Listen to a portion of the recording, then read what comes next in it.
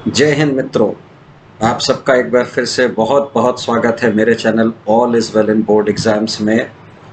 कुछ अस्वस्थता के कारण इस बीच में वीडियोस अपने नहीं डाल पाया, जिसके लिए क्षमा प्रार्थी हूँ। लेकिन अब वीडियोस की निरंतरता कभी कम नहीं होगी, कंटिन्यूअसली वीडियोस पड़ेंगे, क्योंकि इस बीच काउंसिल ने बहुत सारा कुछ उठापटक कर दिया है related to boards, related to your syllabus, related to your paper, related to everything। काफ़ी चैप्टर्स डिलीट हो गए, काफ़ी चैप्टर्स ऐड हो गए, रिवाइज सिलेबस आ रहा है। और ऐसा ही नहीं कि केवल 10th और 12th में भी किया है, 9th और 11th के भी सिलेबस में उठापटक करी गई है। क्वेश्चन पेपर का पूरा पूरा पैटर्न, जी हाँ मित्रों, पूरा पूरा पैटर्न चेंज हो गया है। केवल एक पेपर होगा, हर बार की तरह पिछली बार की तरह दो पेपर्स नहीं होंगे, सिर्फ एक ही पेपर होगा। और उसमें दोनों के सेमेस्टर 1 और सेमेस्टर 2 दोनों के फॉर्मेट्स को मिला दिया गया है। जी हाँ, आपने सही सुना, दोनों के फॉर्मेट्स को मिला दिया गया है। यानी कि सेक्शन ए जो होगा वो आपका ऑब्जेक्टिव होने वाला है, ठीक है। Section A will be objective and section B will be subjective. Objective में आपके ऑप्शनल क्वेश्चन भी आ सकते हैं, असर्टिव रीजनिंग भी आ सकती है। ये कुछ नया ऐड हुआ है, बट सीबीएसई में ये बहुत समय से चला आ रहा है, असर्टिव और रीजनिंग, कि एक कोई सेंटेंस दे देंगे और उसमें 1 2 3 4 करके कुछ ऑप्शन होंगे। आपको ये देखना है कि ये जो है, जो रीज़न है वो सही है कि नहीं, कौन सा रीज़न सही है ना। इसके लिए मेरा सजेशन स्टूडेंट्स आपको ये है कि जो काउंसिल ने स्पेसिमन पेपर भेजा है उसको बहुत ध्यान से स्टडी करिए। देखिए, स्पेसिमन पेपर एक ऐसी चीज़ है जो आपको बोर्ड एग्ज़ाम में बहुत मदद कर सकता है। इसको बहुत सीरियसली लीजिए। मैंने बहुत सारे स्टूडेंट से मिला है, उन्होंने एक बहुत बड़ी गलती करी हुई है, और वो गलती ये है कि उन्होंने केवल और केवल उस स्पेसिमन पेपर को अपने मोबाइल पे डाउनलोड करके रखा हुआ है। अब जब आपका पेपर मोबाइल पे डाउनलोड है, वो छोटा छोटा छोटा छोटा, तो आप उसको सॉल्व कैसे करोगे क्वेश्चन सामने रख के। जबकि मदद आंसर्स तो करेंगे ही करेंगे, उसके साथ मेनली वो क्वेश्चन पेपर आपकी बहुत मदद करेगा। उससे आपको सबसे पहला जो आइडिया लगता है वो तो है पैटर्न के बारे में, कि अगर ऑब्जेक्टिव का मतलब क्या है। ऑब्जेक्टिव का मतलब 4 ऑप्शंस वाला भी होता है, ऑब्जेक्टिव का मतलब 1 वर्ड आंसर भी होता है, ऑब्जेक्टिव का मतलब ट्रू एंड फॉल्स भी होता है, ऑब्जेक्टिव का मतलब लिंक द फॉलोइंग भी होता है, ऑब्जेक्टिव का मतलब pick the odd one out भी होता है। तो क्या आने वाला है, और असर्टिव रीजन तो है। तो ये आपको पूरा पूरा आइडिया आपका स्पेसिमन पेपर ही देगा। दूसरी चीज जो सबसे बड़ी चीज है, जिसको हमारे स्टूडेंट्स बिल्कुल निग्लेक्ट करके चलते हैं, वो ये है कि स्पेसिमन पेपर जो है वो एक आइडिया देता है कि काउंसिल की निगाह में, काउंसिल के लिए कौन सा चैप्टर कितनी वैल्यू का है, किसी चैप्टर की क्या इंपॉर्टेंस है।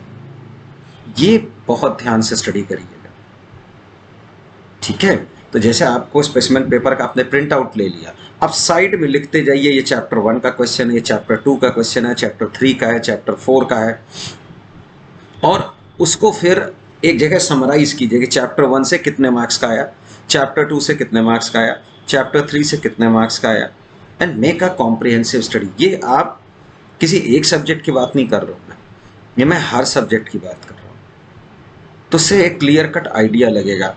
अगर ये जो है आपका जो सिलेक्शन है, ये जो रैंकिंग है चैप्टर वाइज की, इस चैप्टर से सबसे ज़्यादा आता है, फिर इससे आता है, फिर इससे आता है, फिर इससे आता है, अगर ये आपके 10 ईयर्स से कोइंसाइड कर रही है, देखिए मुझे पूरी उम्मीद है आपने 10 ईयर्स खरीद लिया होगा, लेटेस्ट वाला जिसमें लास्ट ईयर का पेपर है। अगर नहीं है, आ रहा है, अभी आ रहा है लास्ट ईयर के पेपर वाला 10 ईयर्स, तो थोड़ा सा वेट कर लीजिए और पता करते रहिए, क्योंकि ये इस महीने तक में आ जाना चाहिए हर हाल में। तो उससे अगर ये कोइंसाइड कर रहा है कि हर साल नहीं, इसी चैप्टर का सबसे ज़्यादा मार्क्स का आता है, फिर इसका आता है, फिर इसका आता है, तो आपको एक क्लियर आइडिया रहेगा कि सबसे ज़्यादा आपको किस चैप्टर पे मेहनत लगानी है, फिर किस पे करनी है, फिर किस पे करनी है, फिर किस पे करनी है। तो अननेसेसरी के जो चैप्टर्स है, तो वीक स्टूडेंट, देखिए जो टॉपर्स हैं वो तो सब पढ़ेंगे, उनकी तो कोई बात ही नहीं है। जो थोड़ा सा जिस सब्जेक्ट में उनको लगता है कि नहीं मेरा ये सब्जेक्ट कमज़ोर है, मेरा वो सब्जेक्ट कमज़ोर है, मुझे इसमें और पुश की ज़रूरत है और मेहनत की ज़रूरत है, उनके लिए ये बहुत बहुत महत्वपूर्ण हो जाता है, क्योंकि उनको एक आइडिया है दिमाग में कि नहीं भाई देखो मुझे ये सब्जेक्ट समझ में बहुत नहीं आ रहा, तो मैं इन चैप्टर्स पे ज़्यादा पढ़ लेता हूँ, इन चैप्टर्स को पहले पढ़ लेता हूँ और इनकी मदद से हम अच्छा रिजल्ट ला सकते हैं कम मेहनत में। बार बार बार बार बार बार हम यही 7 8 5 6 चैप्टर्स हम स्टडी करते हैं और रिजल्ट आने की पूरी संभावना है। मैं फिर से कह रहा हूँ, स्पेसिमेन पेपर एक्चुअल पेपर नहीं होता, मगर एक्चुअल पेपर का एक आईना होता है। It is a mirror reflection. तो उसको मोबाइल पे नहीं रखिए, उसका प्रिंट आउट लीजिए। ये 10th या 12th है आपका, पैसे का मुंह मत देखिए, क्योंकि हम आपके अभिभावकों ने भी जब 10th 12th दिया था तो 10 ईयर्स भी खरीदा था, प्रैक्टिकल के लिए लैब का सामान भी खरीदा था, सब कुछ किया हुआ है अभिभावकों ने। तो ये दिमाग में मत लगाइए कि बहुत पैसा खर्चा हो रहा है। आप ये सोचो ना, आपकी लाइफ का एक बहुत मेजर टेस्ट है जिसका रिजल्ट पूरी दुनिया देखेगी। हम और आप और आपके पेरेंट्स ही नहीं देखेंगे, आपका पूरा मोहल्ला, पूरा परिवार, पूरा खानदान सब देखेगा। और कल को जब आप जॉब के लिए जाओगे तो यही रिजल्ट आपके लिए वैल्यू रखेगा। ठीक है, तो बहुत ध्यान से स्पेसिमेन पेपर स्टडी कीजिए। अब मैं आता हूँ रिवाइज सिलेबस पे। देखिए बहुत सारे सब्जेक्ट्स में काउंसिल ने रिवाइज सिलेबस डाला हुआ है, शायद सब में है।